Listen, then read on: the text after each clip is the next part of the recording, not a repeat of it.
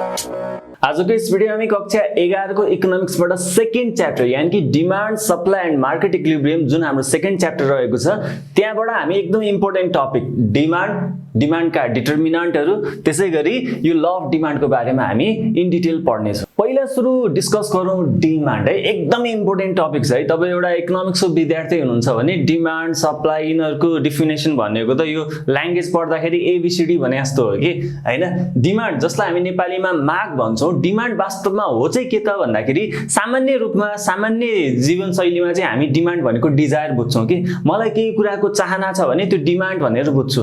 जस्तो मलाई एउटा कुनै कार चढ्न मन छ भने त्यो कार किन्न मन छ भने त्यसलाई हामी डिमान्ड भनेर बुझ्छौं अथवा डिजायर भनेर बुझ्छौं साधारण भाषामा। साधारण भाषामा डिजायर र डिमान्ड लगभग उस्तै लाग्छ, तर इकोनोमिक्समा डिमान्ड र डिजायर भनेको फरक कुरा हो है। डिमान्ड जसलाई हामी माग भन्छौं र डिजायर जसलाई हामी चाहना भन्छौं नि, माग र चाहना भनेको फरक कुरा हो है। डिमान्ड भनेको चाहिँ के हो भन्दाखेरि इकोनोमिक्समा डिजायर हो, चाहना हो, तर चाहना सँगसँगै त्यहाँ के पनि हुनुपर्छ हेर्नुस् त, ability to pay and willingness to pay. अब हेर्नुस्, डिमान्ड भनेको डिजायर फर द कमोडिटी, कुनै पनि वस्तुको डिजायर रहेछ। जस्तो फर एक्जाम्पल है, मलाई एउटा कुनै कार, एउटा BMW कार मलाई चढ्न मन लाग्यो, त्यो किन्न मन लाग्यो, त्यो चाहना ममा आयो हो भनेपछि त्यो डिजायर हुन गयो। मलाई एउटा BMW कार किन्न मन लाग्यो, चढ्न मन लाग्यो हो, त्यो डिजायर हो। अब के हुन्छ, एबिलिटी टु पे। अब त्यो चाहना भयो भन्दैमा त्यसले डिमान्ड क्रिएट गर्दैन कि। त्यो डिमान्ड हुनको लागि चाहिँ अर्को के चाहिन्छ भने एबिलिटी टु पे। अब त्यो BMW कार किन्ने हैसियत मेरो छ कि छैन, मसँग त्यो क्यापेसिटी छ कि छैन, म एबल छ कि छैन, मसँग त्यतिको क्यापिटल छ कि छैन, पैसा छ कि छैन, मेरो हैसियत के छ, त्यसले पनि डिमान्डलाई असर गर्छ। जस्तो म BMW कार किन्नै सक्दिन, मेरो हैसियतले दिदैन भने चाहिँ त्यो डिमान्ड भएन कि। भनेपछि डिमान्ड हुनको लागि के हुनु पर्यो, पहिला सुरु त डिजायर हुनु पर्यो हो। भनेपछि यो वस्तु चाहिँ मलाई चाहियो है, मलाई चाहना छ है भनेर पहिला सो डिजायर चाहियो। त्यसपछि के चाहियो, त्यो सँगसँगै एबिलिटी टु पे। त्यो वस्तुको मूल्य जति छ नि त्यो मूल्य तिर्न सक्ने मेरो क्षमता पनि हुनु पर्यो हो, एबिलिटी पनि हुनु पर्यो। अनि कहिलेकाहीँ चाहिँ के हुन्छ भने नि सामान मन पनि पर्छ, अनि सामानलाई त्यो सामानको प्राइस जति छ नि त्यो प्राइस तिर्न म सक्छु। जस्तो म एउटा मार्केटमा गएँ, एउटा प्यान्ट देखेँ कि एकदम राम्रो लाग्यो, मलाई यो प्यान्ट किन्न मन लाग्यो हैन। प्यान्टको कति भनेर मैले सोधेँ साउजीलाई। अब साउजीले भन्नुभयो यो 2500 रुपैयाँ भनेर भन्नुभयो हैन। अब 2500 रुपैयाँ म तिर्न सक्छु, म क्यापेबल छु, मेरो एबिलिटी टु पे यसले भ्यायो के भनेपछि। अब तर मलाई के लाग्यो भने यो प्यान्ट मलाई मन पनि परेको छ, 2500 रुपैयाँ भनेको छ, 2500 रुपैयाँ म तिर्न पनि सक्छु, तर मलाई तिर्नै मन लागेन कि। कहिलेकाहीँ हामीसँग पैसा हुँदै हामी क्यापेबल हुँदै र सामान मन पर्दा पनि हामी किन्दैनौँ, किनभने तिर्न मन लाग्दैन कि। 2500 त हो, हाल्न मन लागेन जस्तो मलाई लाग्यो भने त्यो डिमान्ड भएन है। किनभने डिमान्ड हुनको लागि के पनि चाहिन्छ, विलिङनेस टु पे, तिर्नको लागि चाहना पनि हुनुपर्छ। तसर्थ डिमान्डलाई एक्सप्लेन गर्दाखेरि तपाईले के भन्न सक्नुहुन्छ भन्दाखेरि demand refers to the desire of the commodity. Demand भनेको कुनै पनि कमोडिटीको डिजायर रहेछ, तर त्यो सँगसँगै अब यानी कि के भन्न सक्नुहुन्छ, demand is a desire for the commodity backed with हैन, त्यो सँगसँगै के पनि हुनु पर्यो, ability to pay and willingness to pay. तिर्ने क्षमता पनि हुनु पर्यो र तिर्ने चाहना पनि हुनु पर्यो। अब यो डिमान्डलाई एक्सप्लेन गर्दाखेरि तपाईले केही एक्जाम्पलहरु दिन सक्नुहुन्छ है। फर एक्जाम्पल, एउटा लो अर्निङ भएको है, एउटा आर्थिक अवस्थामा अलिकति कमजोर भएको एकजना कोही व्यक्ति हुनुहुन्छ भने त्यो व्यक्तिलाई एउटा ठूलो बंगला किन्ने रहर छ हैन। पैसा भए त म तिर्थे भन्ने पनि लाग्छ, यानी कि उनीसँग डिजायर पनि छ हैन। आर्थिक रूपमा चाहिँ कमजोर छन् तर उनलाई एउटा ठूलो बंगला किन्ने रहर छ, डिजायर छ हैन। अनि पैसा भए त म तिर्थे पनि भनेपछि विलिङनेस टु पे पनि छ हो। पैसा भइदिएको भए पैसा तिरेर त्यो बंगला किन्थे हैन, त्यो विलिङनेस पनि छ, तर उहाँसँग चाहिँ के छैन भन्दाखेरि एबिलिटी टु पे, तिर्ने क्षमता नै छैन। त्यो बंगलाको मानिलो 500 करोड रुपैयाँ छ भने त्यो 500 करोड रुपैयाँ तिर्ने एबिलिटी छैन भनेपछि त्यसलाई हामीले डिमान्ड भन्न सक्दैनौँ। डिमान्ड हुनको लागि डिजायर पनि कम्पल्सरी चाहियो, एबिलिटी टु पे तिर्न पनि सक्ने क्षमता कम्पल्सरी हुनु पर्यो र त्यो सँगसँगै तिर्ने चाहना पनि हुनु पर्यो। अब अर्को टपिकमा छिरौं, डिटर्मिनेन्ट अफ डिमान्ड। डिटर्मिनेन्ट भनेको निर्धारक है। अब यो पनि एक्जाम पोइन्ट अफ भ्यूले एकदम इम्पोर्टेन्ट छ। हैन पास्ट एनईपी को क्वेशन रिफर गर्नुहुन्छ नि यो डिटर्मिनेन्ट अफ डिमान्ड धेरै पटक सोधिएको छ अब डिटर्मिनेन्ट यानी कि निर्धारक भनेको चाहिँ के हो भन्दाखेरि डिमान्डलाई के कुराहरुले असर गर्न सक्छ इम्प्याक्ट पार्न सक्छ अथवा यसलाई कहिलेकाहीँ क्वेशनले के पनि भन्छ भन्दाखेरि what are the factors influencing demand पनि भन्न सक्छ याद गर्नुस् है फ्याक्टर्स इन्फ्लुएन्सिङ डिमान्ड मागलाई अथवा डिमान्डलाई इन्फ्लुएन्स गराउने फ्याक्टर्सहरु पनि भन्न सक्छ त्यो भनेकै के हो डिटर्मिनेन्ट हो है मागलाई के कुराहरुले निर्धारण गर्न सक्छ अथवा मागका निर्धारकहरु के हुन् त भन्दाखेरि पहिला सुरु छ प्राइस अफ द कमोडिटी त्यो वस्तुको प्राइस जस्तो तपाई बजारमा एउटा चौचौ किन्न जानुभयो भने त्यो चौचौको डिमान्डलाई केले असर गर्छ भन्दाखेरि त्यो चौचौको प्राइसले है अब प्राइस अलिकति सस्तो भयो भने युजुअली के हुन्छ मान्छेहरुले किन्न खोज्छन् प्राइस अलिकति महँगो भयो भने मान्छेहरुले किन्न खोज्दैनन् हैन भनेपछि प्राइसले डिमान्डलाई ठूलो असर गरिरहेको हुन्छ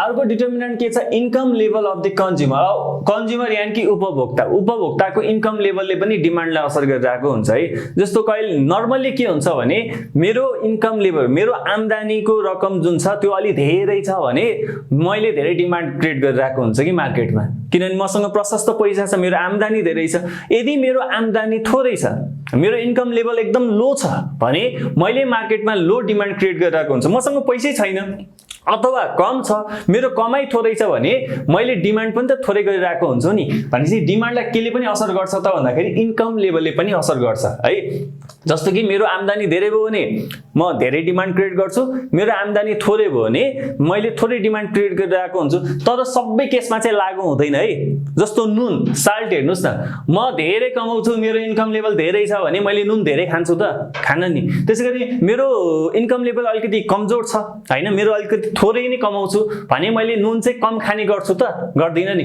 भनेपछि नर्मली मान्छेहरुले ह्युमन बीइंग्सहरुले चाहिँ यो के कुराहरु छन् के हैन जसमा चाहिँ यो इन्कम लेभल धेरै हुँदैमा अथवा थोरै हुँदैमा चाहिँ डिमान्डलाई इम्प्याक्ट नगर्न पनि सक्छ तर युजुअली मोस्ट अफ द केसेसमा चाहिँ के हुन्छ भने इन्कम लेभलले डिमान्डलाई इन्फ्लुएन्स गरिरहेको हुन्छ युजुअली इन्कम लेभल हाई हुँदाखेरि हाई डिमान्ड भइरहेको हुन्छ इन्कम लेभल हैन आम्दानीको जुन लेभल छ नि त्यो कम भएको अवस्थामा चाहिँ युजुअली मार्केटमा डिमान्ड पनि कम भइरहेको हुन्छ डिमान्डलाई असर गर्ने अर्को एउटा कुरा छ प्राइस अफ रिलेटेड गुड्स अब रिलेटेड गुड्स बुझ्नुस् है रिलेटेड गुड्स भनेको त्यो सँगसँगै रिलेटेड गुड्सहरु जस्तो बजारमा तपाईले कोल्ड ड्रिंक्स किन्न जानुभयो भने एउटा पेप्सी देख्नुहुन्छ होला पेप्सीको अल्टरनेटिभमा के हुन्छ कोक हुन सक्छ नि कोका कोला हुन सक्छ नि हैन अब तपाई मिरिन्डा किन्न जानुभयो भने त्यसको अल्टरनेटिभमा फ्यान्टा हुन सक्छ तपाई ड्यू किन्न जानुभयो भने त्यसको अल्टरनेटिभमा के हुन सक्छ स्प्राइट हुन सक्छ हैन बजारमा तपाई एउटा खालको मोडलको बाइक किन्न जानुभयो भने अरु विभिन्न मोडलका बाइकहरु पनि हुन सक्छ त्यसको अल्टरनेटिभमा हैन भनेपछि बजारमा के छ भने विभिन्न अल्टरनेटिभहरु पाइन्छ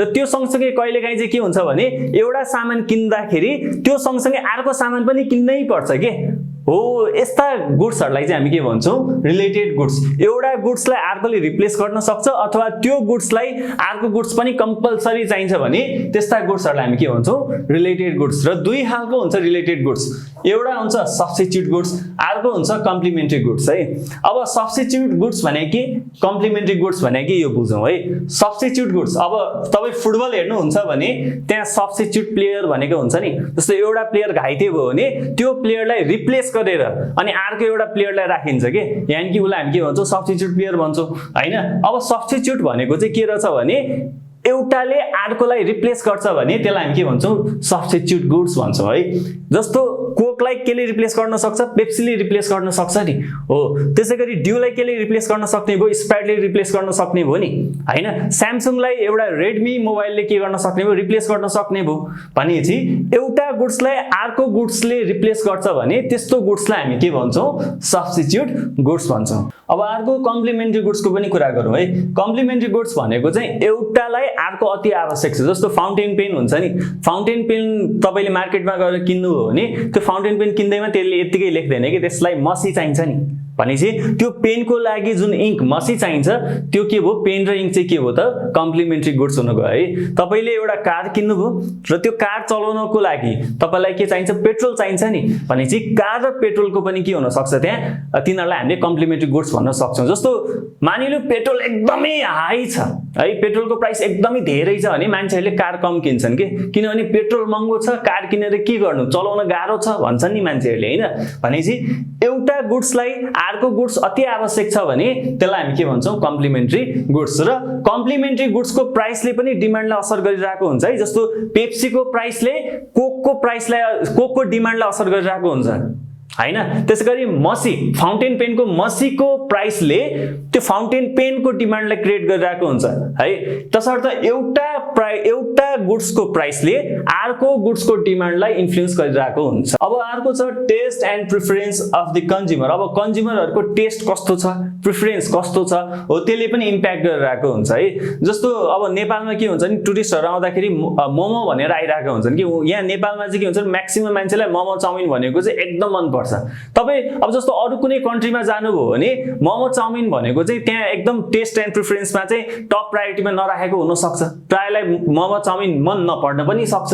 भनेपछि उपभोक्ताको टेस्ट कस्तो छ, प्रिफरेन्स केलाई प्राथमिकतामा राखेका छन् हो, त्यसले पनि डिमान्डलाई इम्प्याक्ट गरिरहेको हुन्छ है। ठाउँ अनुसार, मान्छेहरुको साइकोलोजी अनुसार, सोसाइटीको बिहेभियर अनुसार पनि के गरिरहेको हुन्छ, यो डिमान्डलाई इन्फ्लुएन्स गरिरहेको हुन्छ। तसर्थ उपभोक्ताको टेस्ट कस्तो छ हैन, प्रिफरेन्स कस्तो छ हो, यसले पनि असर गरिरहेको हुन्छ। जस्तो फेसन हेर्नु न, पहिलाको फेसन अलिकति एउटा बेग्लै खालको हुन्थ्यो होला, अहिले काइन्ड अफ अलिकति फरक खालको फेसन छ। जस्तो तपाई पुरानो मुभी हेर्नु, त्यहाँ हिरो हिरोइनहरुले, एक्टर एक्ट्रेसेसहरुले के गरेका हुन्छन्, अलि अर्कै खालको ड्रेसअपहरु युज गरेका हुन्छन्। अब आजकलको मोडर्न फिल्महरु हेर्नुहुन्छ भने अहिले युज गर्ने जुन ड्रेसअप छ नि अलिकति बेग्लै छ, किनभने यो टेस्ट, प्रिफरेन्स, ह्याबिट, फेसन यो चेन्ज भइरहेको छ कि। भविष्यमा अबको 20-30 वर्ष पछाडी हेर्नुस्, अहिलेको फिल्महरु हेर्दाखेरि यस्तो पो लुगा लाउँथे, यस्तो पो फेसन हुन्थ्यो भनेर कुरा गरिन्छ। भनेपछि यो टेस्ट, प्रिफरेन्स, ह्याबिट, फेसन यी कुराहरुले पनि के हुन्छ, डिमान्डलाई असर गरिरहेको हुन्छ र यो बिस्तारै के भइरहेको हुन्छ, चेन्ज भइरहेको हुन्छ। र डिमान्डलाई असर गर्ने अर्को डिटरमिनेन्ट के छ, एडभर्टाइजमेन्ट, विज्ञापन है।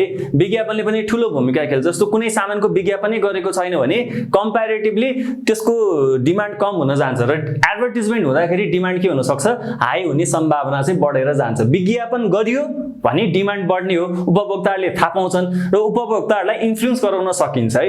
र एडभर्टाइजमेन्टले पनि डिमान्डलाई ठूलो भूमिका खेलिरहेको हुन्छ। त्यसैगरी अर्को के छ भने कन्ज्युमर्स एक्सपेक्टेसन भनेको यस्तो हुन सक्छ है भनेर कुनै अनुमान लगाएका छन्, एक्सपेक्ट गरेका छन् भने त्यसलाई हामी के भन्छौँ, कन्ज्युमर्स एक्सपेक्टेसन। जस्तो सुनको भाउ चाहिँ अब बढ्ने सम्भावना छ है भनेर कन्ज्युमरहरूले एक्सपेक्ट गरे भने के गर्छन्, उनीहरूले सुन किनेर राख्न सक्छन् कि यो सामान चाहिँ अब भोलि पर्सि यसको भाउ बढ्न सक्छ है भन्यो भने मान्छेहरूले त्यसलाई स्टोर गर्न थाल्छन् र पहिलेदेखि किन्न थाल्छन्, यानि कि त्यो बेला डिमान्ड बढ्न सक्छ।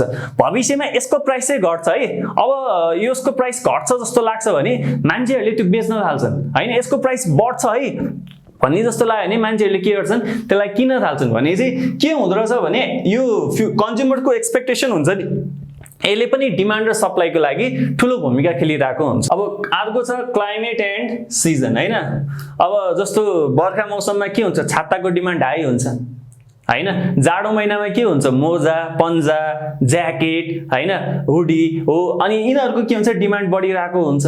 भनेपछि यो वेदर, सिजन, मौसम हैन, ऋतुहरु यिनीहरुले पनि के गरिरहेको हुन्छ, डिमान्ड, कुनै वस्तुहरुको डिमान्ड घटाउने अथवा बढाउने काम गरिरहेको हुन्छ है। र अर्को के छ, एभाइलेबिलिटी अफ क्रेडिट भनेको उधारोमा के, उधारो अथवा लोनमा हैन। यदि कुनै सामानहरु उधारोमा पाइन्छ अथवा लोनमा पाइन्छ भने त्यसको डिमान्डहरु के हुन्छ, बढ्न जान्छ। उधारो पाइदैन, लोनमा पाइदैन भने डिमान्ड के हुन्छ, घटिरहेको हुन्छ। जस्तो आजकल धेरै मान्छेहरूले बाइक किन्दाखेरि ईएमआई मा किनिरहेका हुन्छन्, लोनमा के किस्ता गर्दै तिर्छु भनेर बाइक किनिरहेका हुन्छन्। त्यो लोनको फ्यासिलिटी थियो र त बाइक किन्यो, लोनको फ्यासिलिटी नभएको भए त्यो बाइक नकिन्न सक्थ्यो, त्यसको डिमान्ड नहुन सक्थ्यो हैन। त्यसैगरी कति मान्छेहरूले त मोबाइल, अहिले अलिकति महँगो खालको मोबाइलहरु पनि ईएमआई मा किनिरहेका हुन्छन्। क्रेडिटको सुविधा थियो र त डिमान्ड क्रिएट भयो। अब क्रेडिटको सुविधा नभएको भए, किस्तामा तिर्न नमिल्ने, एकैचोटी पैसा हालेर किन्नु पर्ने, त्यस्तो भएको भए डिमान्ड कम्प्यारेटिभली के हुन्थ्यो, कम हुन्थ्यो है।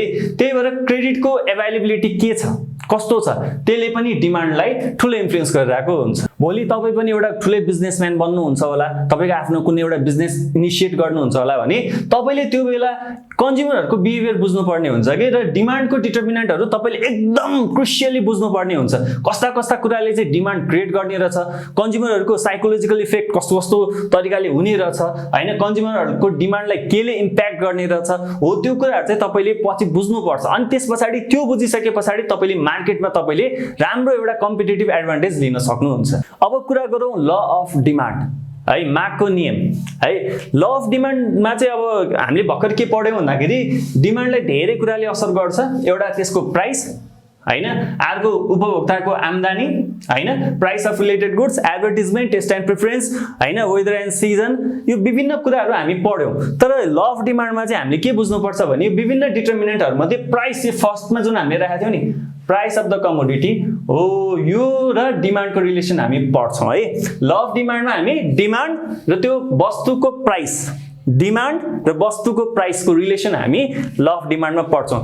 र ल अफ डिमान्डलाई चाहिँ तपाईँले अल्फ्रेड मार्शलको डेफिनेसन तपाईँले पढ्न सक्नुहुन्छ है।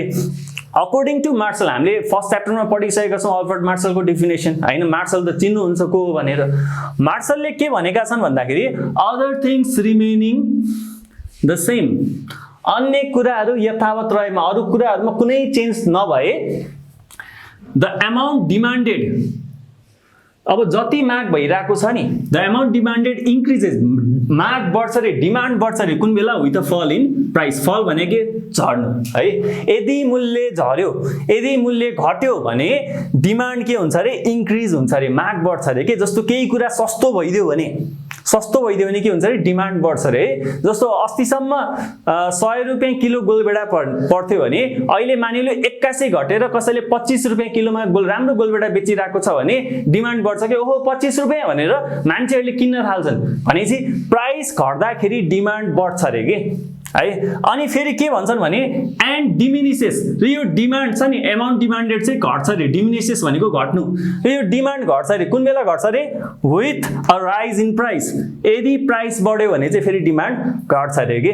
जस्तो कुखुराको मासु वात्तै बढ्यो, त्यसको प्राइस वात्तै बढ्यो भने के हुन्छ, डिमान्ड घट्छ मार्केटमा। किनभने ओहो महँगो भइसक्यो, 300 रुपियाँ पाइरहेको कुरा अहिले 500 रुपियाँ भन्यो भने मान्छेहरूले किन्न छोड्छन् अथवा कम युज गर्छन्, डिमान्ड घट्छ। अनि फेरि के हुन्छ, यदि सस्तो भइदियो भने चाहिँ के हुन्छ, फेरि डिमान्ड बढ्न थाल्छ कि ओहो अहिले त सस्तो भएर चाहिँ यो बेला त किन्नुपर्छ, यो बेला त खानुपर्छ भन्ने त्यो फिलिङ कन्ज्युमरहरूमा डेभलप हुन्छ। तसर्थ ल अफ डिमान्डले चाहिँ के भन्छ भने other things remaining the same. Other things भनेको यो बाँकी यो प्राइस बाहेक अरू कुराहरू जस्तो छ त्यस्तै रहेको अवस्थामा other things remaining the same, price बढ्दाखेरि डिमान्ड के हुन्छ, घट्छ। किनभने महँगो भयो त्यही भएर त्यसको डिमान्ड घट्छ। त्यसैगरी प्राइस घट्दाखेरि, त्यसको मूल्य घट्दाखेरि चाहिँ माग के हुन्छ, डिमान्ड के हुन्छ, बढ्छ भनेर कसले कुरा गर्छ, ल अफ डिमान्डले एक्सप्लेन गर्छ। अब तपाईँले ल अफ डिमान्डलाई एक्सप्लेन गर्दाखेरि इकोनोमिक्समा जुनसुकै ललाई एक्सप्लेन गर्दाखेरि पनि त्यहाँ तपाईँले एजम्पसनहरू राख्नुपर्छ कि अब हामीले यहाँ भर्खर के भन्यो, प्राइस बढ्दाखेरि डिमान्ड घट्छ रे, मूल्य बढ्दाखेरि माग घट्छ भने हो नि। तर सधैँ बेला यो लागू हुन्छ त, हरेक सिचुएसनमा हरेक केसमा लागू हुन्छ त। जस्तो हामीले नाकाबन्दी फेस गरेका थियौँ नि 2072 सालमा हो। अब 72 सालमा के भएको थियो भन्दाखेरि अब लिगली त नभनौँ, ब्ल्याक मार्केटमा के भएको थियो भने सिलिन्डरको अभाव भएको थियो र सिलिन्डरको प्राइस बढाएका थिए है, व्यापारीहरूले सिलिन्डरको प्राइस बढाएको थियो हैन ब्ल्याक मार्केटमा। अब प्राइस बढाएको थियो नि त्यो बेला त 1300-1400 मा आएको सिलिन्डर तपाईको 5-6 हजार 7-8 हजार सम्म पुग्यो। अब 8 हजार सम्म पुग्यो ल सिलिन्डर, 8 हजार सम्म त्यो प्राइस बढ्दाखेरि के डिमान्ड घट्यो त? घटेन नि, मान्छेहरूले स्टिल किन्न खोजिरहेका थिए के है। अब त्यो बेला यो ल अफ डिमान्डले काम गर्यो त? गरेन नि। त्यही भएर यहाँ एउटा वर्ड छ, एउटा टर्म छ, हेर्नुस् त, other things remaining the same. यो टर्मलाई याद गर्नुस् है, यो सेन्टेन्स है, other things remaining the same. अरू कुराहरू यथावत रहेमा, अरू कुराहरूमा केही पनि चेन्ज नआएको अवस्थामा यदि प्राइस बढ्यो भने डिमान्ड घट्छ र यदि प्राइस घट्यो भने डिमान्ड बढ्छ भनेर चाहिँ ल अफ डिमान्डले भनेको छ। तसर्थ यो other things remaining the same भन्ने कुरा चाहिँ तपाईँले छुटाउनु भएन है। अरू कुराहरूमा केही फरक आएको छैन, जस्तो थियो त्यस्तै छ र त्यो अवस्थामा चाहिँ प्राइस बढ्दा डिमान्ड घट्छ, प्राइस घट्दा डिमान्ड बढ्छ।